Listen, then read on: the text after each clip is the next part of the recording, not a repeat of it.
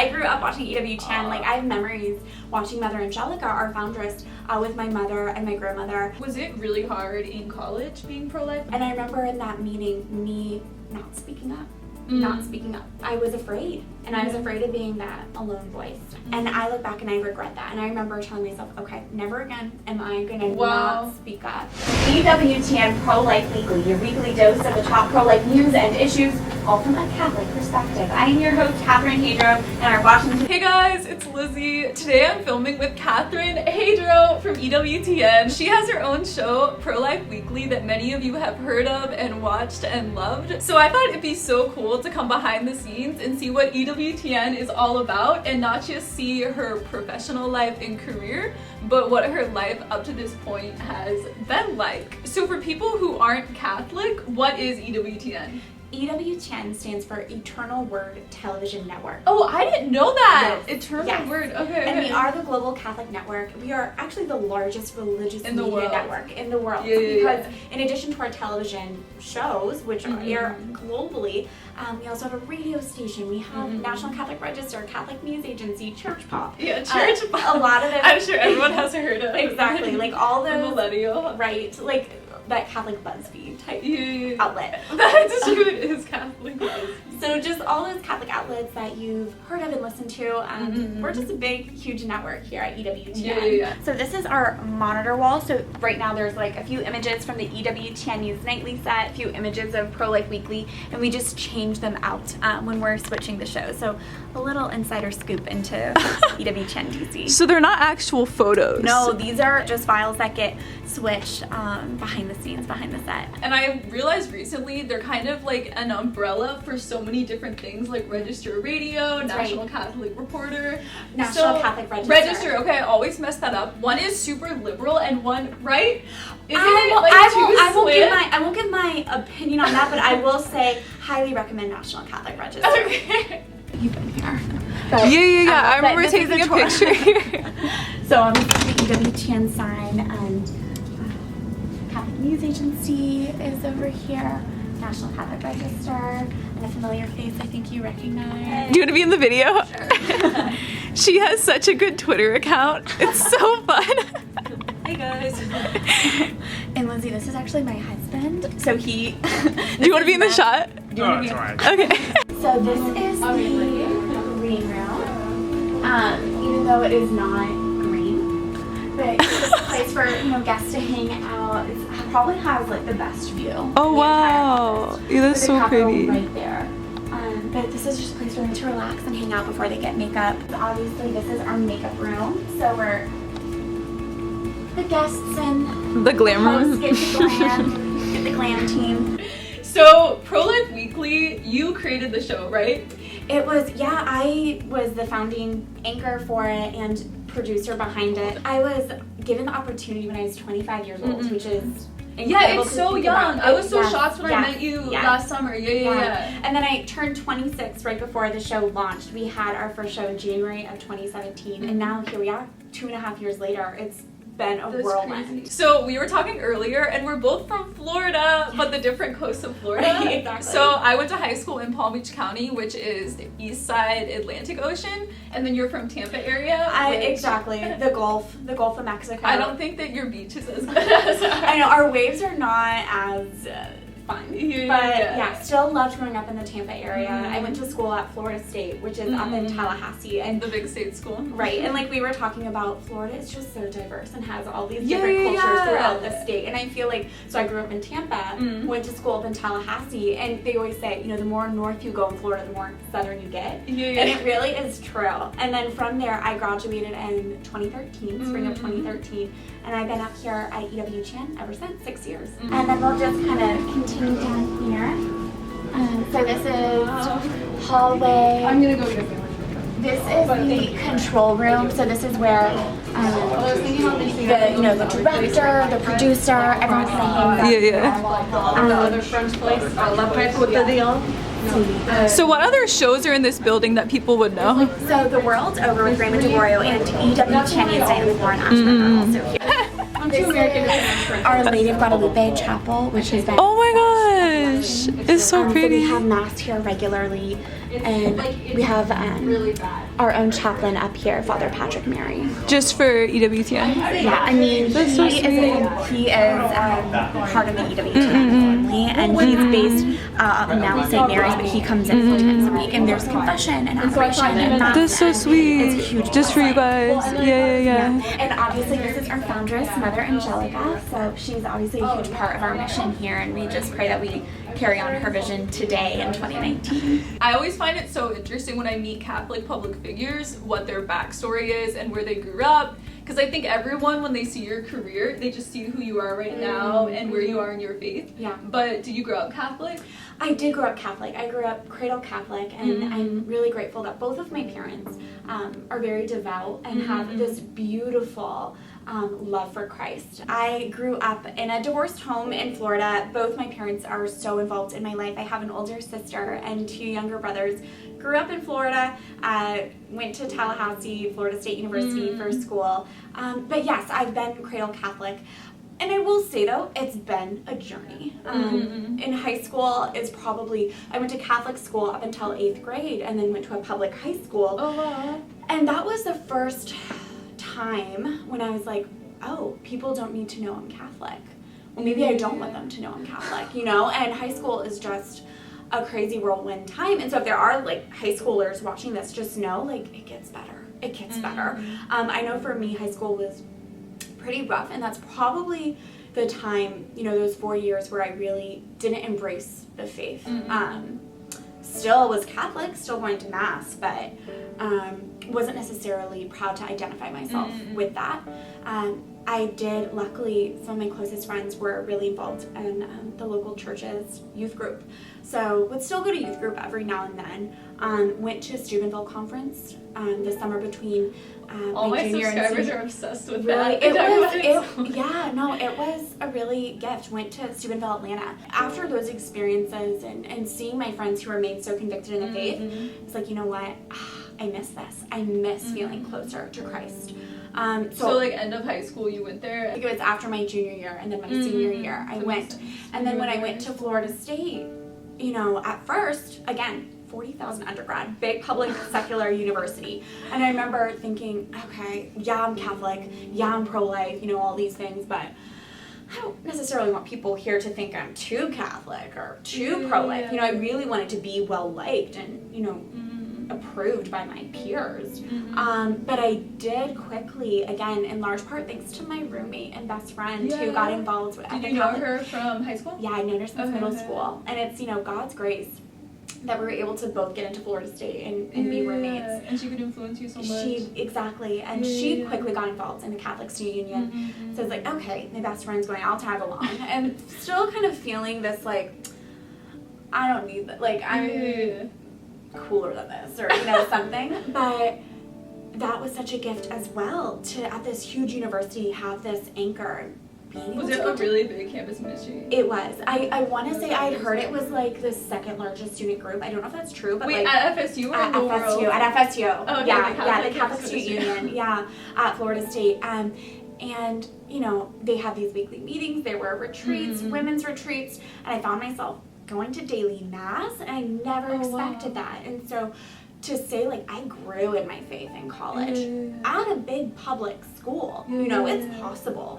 And that's what I would want to say to you guys, because I think a lot of people want to go to a private Christian university, private Catholic school, and those can be so expensive. And I know I went to Pepperdine and I was on full ride. Otherwise, I would not have gone. Like, I applied to UF and FSU, I would have gone. I did college tours there and everything. Wow. So that's what I would want to say, that public schools have amazing campus ministries if you go to a really big school. So it's the same environment as if you went to a Catholic school. Absolutely. And I know my husband went to a great Catholic university, and I have friends who went to great Catholic universities, but I always kind of think back, saints walked different paths, you know, and you don't have to go to a Catholic university to become a saint. And God can work everywhere. Absolutely, absolutely. And and so but I never expected I'd work at EWTN. Okay, so this is her office. Do you want to do an office tour for us? Yeah, so it's kind of speaks for itself. Here, my desk with my laptop. Beautiful view. This is such a good view. Yeah, it's so nice and bright, which is I love. Yeah. My favorite is Our Lady of Guadalupe.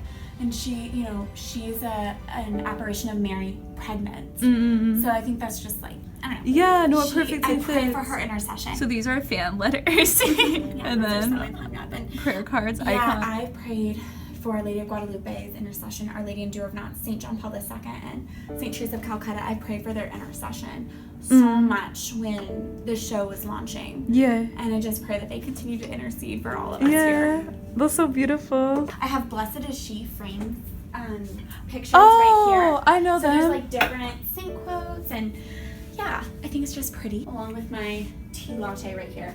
St. Michael the Archangel. Have to have him protect. And then tons of books. Yes, so many books. So many books, not all of which I've read. But I'll get there one day.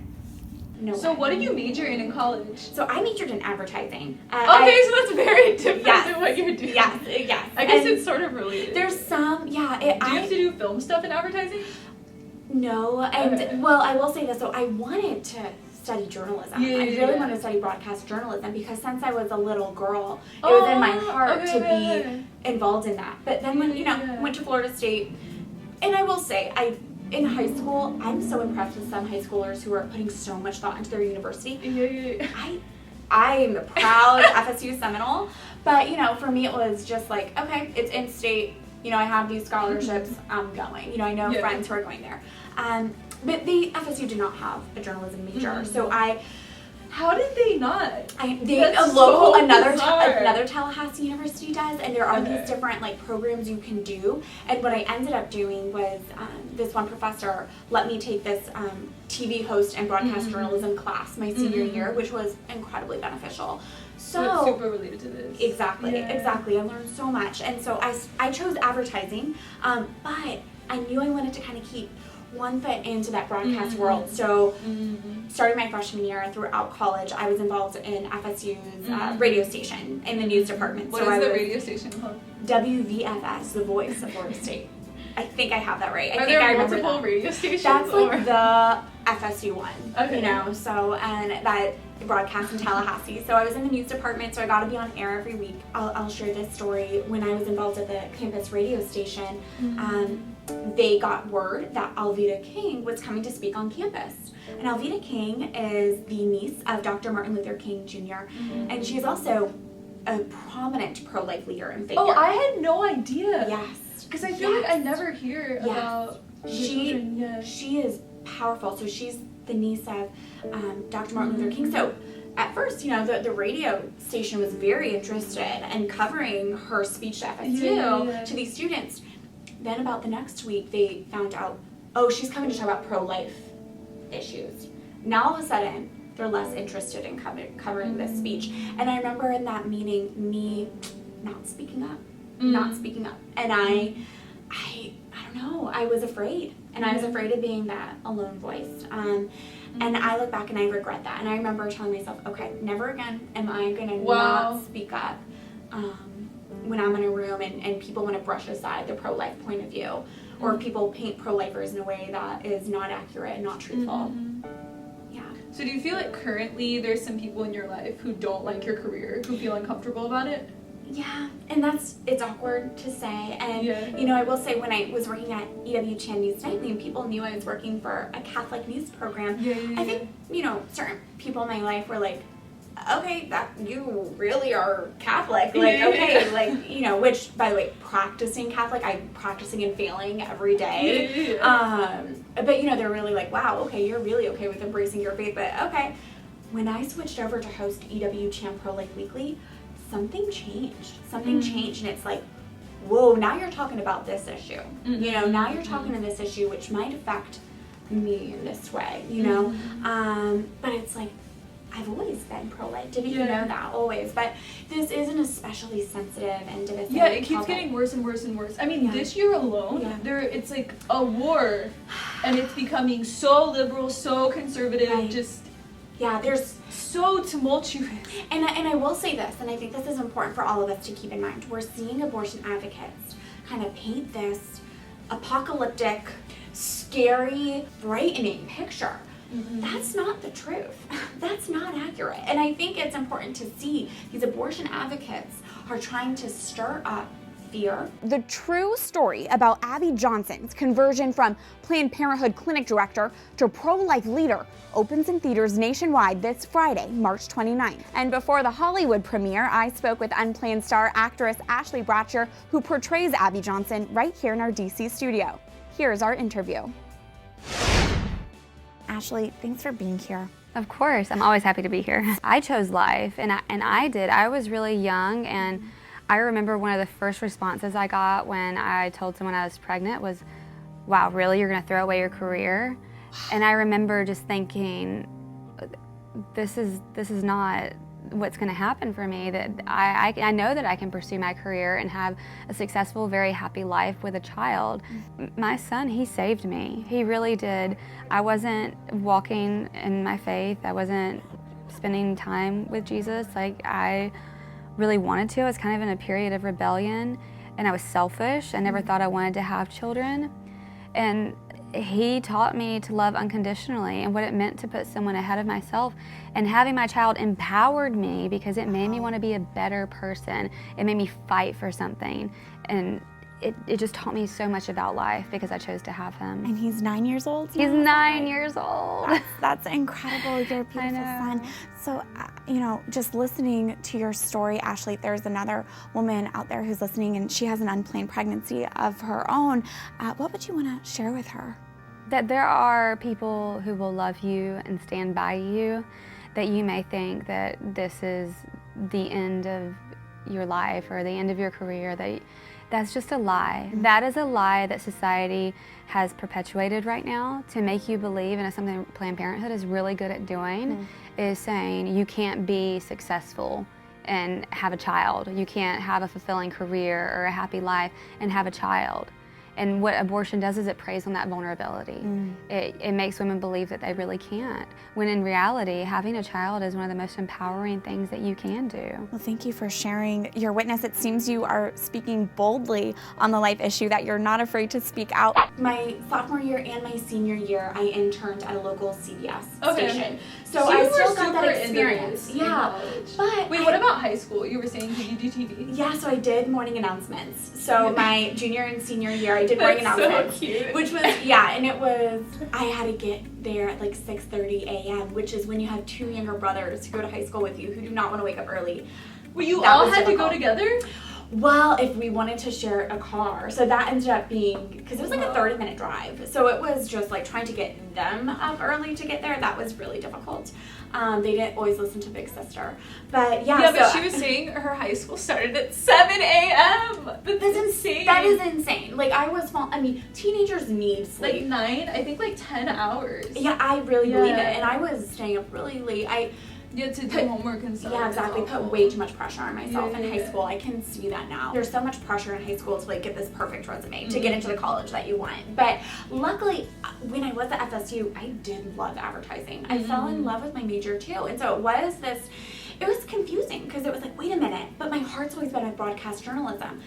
But advertising is fun, What did you do for advertising, like graphic design? So we did learn some graphic design. We did learn how to build websites. We learned how to, do these campaigns. Wow. FSU has an incredible advertising program. It's competitive. There's only, each class only has 30 people in the advertising major. Wow. And I got to work part-time at a local ad agency. So, come senior year, I was like, okay, well, this is what I'm going to do. This is what I'm most equipped for, is advertising. So then I landed, this marketing internship in New York City. This is what I'm going to do. This is where I'm going. 2 weeks before I graduate, my senior year, someone notifies me, hey, did you hear EWTN is launching a new nightly news program based out of Washington, D.C. And my ears just perked up. Yeah. Wait a minute. This is an intersection of broadcast journalism and my faith. This is what I want to do. And did you know of EWTN your whole life? I had, yeah. Wait, that's so cute. I grew up watching EWTN fan. Yes, I grew up watching EWTN. I have memories watching Mother Angelica, our foundress, with my mother and my grandmother. And back when my sister is 10 years older than me, and EWTN back in like around the year 2000 had this one show called Onward Pilgrims, and my sister was on it. And so it was, EWTN was this like familiar fabric in my life. And that's why, to me, I felt really convicted that I needed to apply to this. I need to apply to this job. And so I graduated on Saturday, moved all my stuff home on Sunday, got the job Monday, and then moved out to Washington, D.C. Did you have a video interview or in person? So it started off with, I immediately, when I heard this job existed, they were getting ready to launch EWTN News Nightly, I emailed my resume and cover letter, and the next day I did a phone interview. Wow. An hour later did a Skype interview. So they and love then you. it was such a gift. And I will say, like, I, in my dreams, wanted to immediately be a reporter. That's what I want to do. They didn't have reporter, because, you know, spots open. So what did you do? So I was hired as a researcher originally, you know, and I was like one of the youngest ones here. There was another girl who also graduated the same year, and researching, so kind of just preparing the team with facts and, you know, booking guests and things like that. And then from there, pretty quickly got promoted to be a producer. And then after about a year, and I just kind of kept asserting, I want to be a reporter. You just like kept telling them that? Just kind of, you know, just friendly reminders and just working really hard. And then about a year into working at EWTN, I had my first like on-air opportunity, and then I got to be a reporter. And then after working at EWTN News Nightly for like 3.5 years, transitioned to become host of EWTN Pro-Life Weekly. So since you started EWTN, within 2 years, a year and a half? So was reporting after about a year. 2 years later, got offered the job as host. So it's been a whirlwind. So this is your whole career after college has been in this office? Yes. That's so amazing. And the office has grown so much in its 6 years. You know, we've added different shows. We've just continued to expand, which is really exciting to be a part of and to see that and to see the increasing need for EWTN and the increasing need for a show like Pro-Life Weekly, where we can speak boldly on the topic of life and about our Catholic faith. So if someone wants to watch your show, where can they watch it? Because I feel like a lot of people do not have TV. Right. So is it on YouTube? It is. If you're on YouTube right now, it's easy to find EWTN Pro-Life Weekly. The best way is go to EWTN's YouTube page, and they break down the different shows, and you'll see a playlist solely dedicated to EWTN Pro-Life Weekly, and it has all of our shows. And we have the entire shows up, and also the individual segments if you just want to catch one segment. So all of that is linked below and up here. What advice would you give you guys on how to stand up for pro-life when you're surrounded by people who are not Catholic, who are not pro-life? Yeah. Well, I will say this. So obviously I'm Catholic, and obviously the show is on the Global Catholic Network, EWTN Pro-Life Weekly. But I think it's important. We're pro-life not just because that's what the Catholic Church teaches is true. We're pro-life because it is true. It is backed by science. It is backed by just social justice and human rights, you know? And so you don't, you know, if you're speaking with people who are not Catholic, listen to where they're coming from and reach them where they're at. And I think it's important for us to remember someone is not, a lot of people are very confused, don't know where they fall on this issue. Of course, to speak boldly, but in a peaceful, friendly way. You know, we do have the side of peace and of truth, and that should come off in the way that we communicate on this issue. And I think that is attractive. You know, if you look at the pro-life movement, if you look at the March for Life, it's attractive, it's joyful, it's peaceful, it's young. And so just for us to continue to show that. So was it really hard in college being pro-life? Like, did you talk about abortion? I feel like it was less of a hot topic.